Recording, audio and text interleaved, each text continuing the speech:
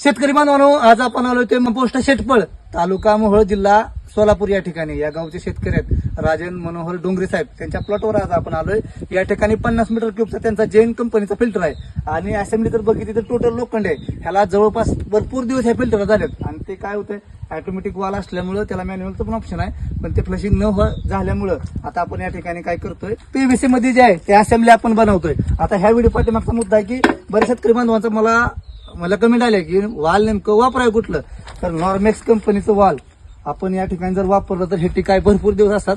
आता या ठिकाणी हे बटरफ्लाय वॉल आहेत, ह्याच्यामध्ये ह्यांचं एनआरव्ही पण येतात, दुसरी गोष्ट प्लेट एनआरव्ही येतात. अशा पद्धतीचे हे वॉल नॉर्मॅक्स कंपनीचं आहे. तर तुम्ही जर नव्यानं वाल बसवत असाल तर नॉर्मॅक्स कंपनीचं बसवा, जेणेकरून तुम्हाला त्याचा फायदा हा 100% होईल. 1.5 इंचापासून ते 16 इंचापर्यंत अशा पद्धतीचं हे वाल येतात आणि इनबिल्ट ह्याला काय स्विपरेटली टाळी वगैरे लावायची काय गरज नाही. डायरेक्ट तुम्ही टेलपीस मध्ये अशा पद्धतीने बसू शकता.